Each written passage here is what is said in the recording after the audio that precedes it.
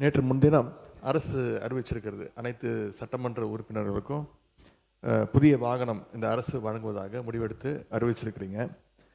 இல்லை, எங்களுடைய திராவிட முன்னேற்ற கழகத்துடைய நிலைமை இந்த அரசில் சபையில் நான் பதிய வைக்க விரும்புகின்றேன். ஏற்கனவே தமிழ்நாடு அரசு கடும் நிதி நெருக்கடியில் இருப்பதாக மாண்புமிகு முதலமைச்சர் அவர்களே கூறி வருவதால் எங்களுடைய கழக தலைவர் மாண்புமிகு முன்னாள் முதலமைச்சர் திரு முத்துவேல் கருணாநிதி ஸ்டாலின் அவர்களின் அறிவுறுத்தலின் பேரில் திராவிட முன்னேற்ற கழகத்தைச் சேர்ந்த 59 சட்டமன்ற உறுப்பினர்கள் இவ்வாகனங்களை பெறுவதில்லை என்று முடிவெடுத்துள்ளோம்.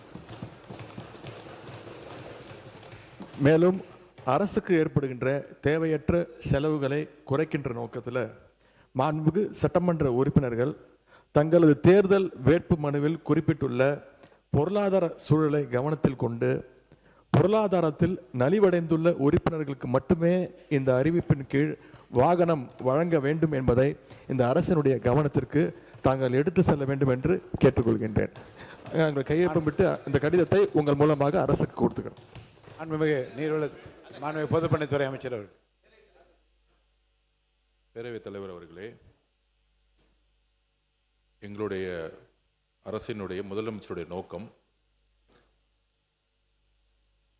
புதிதாக தேர்ந்தெடுக்கக்கூடிய மக்கள் மட்டுமல்ல, இதே சட்டமன்றத்தில் ஏழ்மையாக இருக்கக்கூடிய சட்டமன்ற உறுப்பினர்களும் இருக்கிறாங்க. அதில் முக்கியமாக விடுதலை சிறுத்தைகள் கட்சியுடைய சட்டமன்ற உறுப்பினர் அங்கிருந்து வரும்போது பஸ்ஸில் தான் வந்துட்டு போறாரு. என்ன பிரச்சனை? பேசாதீங்க, யாரும் பேசாதீங்க. திமுக காலையில இருந்து என்ன பிரச்சனை தெரியலையே. நீங்க பேசுங்க. எதிர்கட்சி தலைவர் ஒருவர் பதில பதிவு பண்ணா நாங்க அது பதிவு பண்றோம். பண்ணுங்க. அப்ப விசிகேல இருந்து ரொம்ப ஏழ்மையா இருக்கக்கூடிய ஒரு உறுப்பினர் கேட்கிறாரு. அவருடைய குரல் யார் யாரெல்லாம் பஸ்ல வராங்க, யார் யாரெல்லாம் ட்ரெயின்ல வராங்க, அவருடைய குரலா இருந்துச்சு. அப்ப முதலமைச்சர் அனௌன்ஸ் பண்ணும் பொழுது பொதுவா அவையை பொறுத்த வரைக்கும் எல்லோரும் சமம்னு நினைக்கக்கூடிய ஒரு முதலமைச்சர், அதுதான் ஒரு புரோட்டோகால்.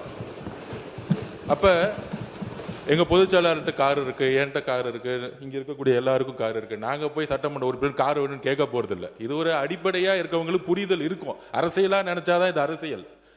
எங்க ஏழ்மையா இருக்காங்களோ அவங்க விண்ணப்பத்தை கொடுப்பாங்க. இது சட்டமன்ற உறுப்பினர்களுடைய ஒரு உரிமையா மாற்றப்பட்டு தமிழக வெற்றி கழகத்தில் யார் யாருக்கெல்லாம் கார் இருக்காங்களோ நாங்க யாருமே கார் கேட்க போறது இல்லை. இதுதான் எங்களோட நிலைப்பாடும். இதுதான் எங்களோட நிலைப்பாடும்.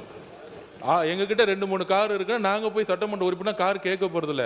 நம்ம மன்னார்குடி எம்எல்ஏ சொன்னாரு, என்கிட்ட 4 கார் இருக்கு, ஆனா என்னுடைய தனிப்பட்ட கார்ல போகும்போது அரசு அதிகாரிகள் முன்பு அரசு கார்ல போனா நான் ஒரு மரியாதை இருக்கு.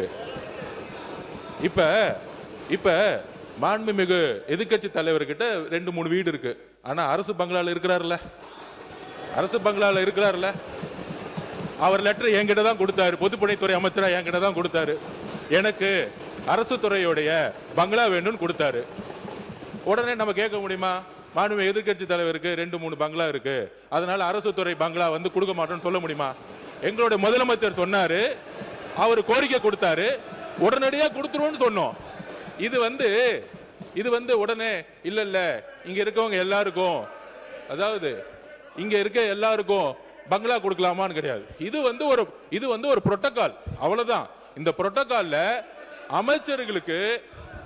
அமைச்சர்களுக்கு கார் கொடுக்கப்படுது, வீடு கொடுக்கப்படுது, 4 உதவியாளர் கொடுக்கப்படுறாங்க.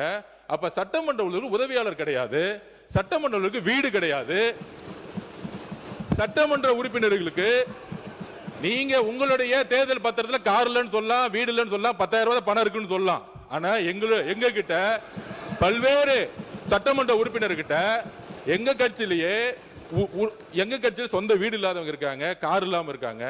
அது மாதிரி மற்ற கட்சிகளையும், தாவேகா மட்டுமில்ல, எல்லா கட்சியும் கம்யூனிஸ்ட் தோழர்கள் அங்கிருந்து வராங்க. அந்த மாரிமுத்து அண்ணன் கிட்ட கார் கிடையாது. இதுதான் கம்யூனிஸ்ட் தோழர்களுடைய நிலைப்பாடு. அப்ப ஒரு அறிவிப்பு வரும் பொழுது இந்த கட்சியோடைய சட்டமன்ற உறுப்பினர், இந்த கட்சியோடைய உறுப்பினர்களுக்கு அறிவிப்பு வராது. முதலமைச்சர் பொதுவா எல்லோருக்கும் ஒரு அறிவிப்பை கொடுக்கிறாரு. அதுல தமிழக வெற்றி கழகத்தோட நிலைப்பாடு, ஏற்கனவே கார் இருக்கவங்க அப்ளை பண்ண மாட்டாங்க, இதுதான் நிலைப்பாடு. இது எல்லா கட்சியோட நிலைப்பாடு அப்படிதான். ஆனா அறிவிப்பு தனி செயலாளர் அறிவிப்பு ஒரு சட்டமன்ற உறுப்பினர் 3 லட்சம் மக்களை போய் பார்க்க வேண்டிய நிர்பந்தம் இருக்கு. அவரோட தொகுதிக்கு போக வேண்டிய நிர்பந்தம் இருக்கு. ஊர்ல இருந்து வர வேண்டிய நிர்பந்தம் இருக்கு. அதனால இது ஒரு உரிமையா பண்ணிருக்கார தவிர இதுல ஆடம்பரம் காருங்கிறது ஆடம்பரம் கிடையாது. மக்களை சந்திக்கக்கூடிய ஒரு தேவை. ஊழல் இல்லாத சட்டமன்ற உறுப்பினர்களுக்கு கார் இன்னைக்கு தேவை. மக்களை பார்க்க போனோம். அதுதான் நாங்க பதிவு பண்றோம்.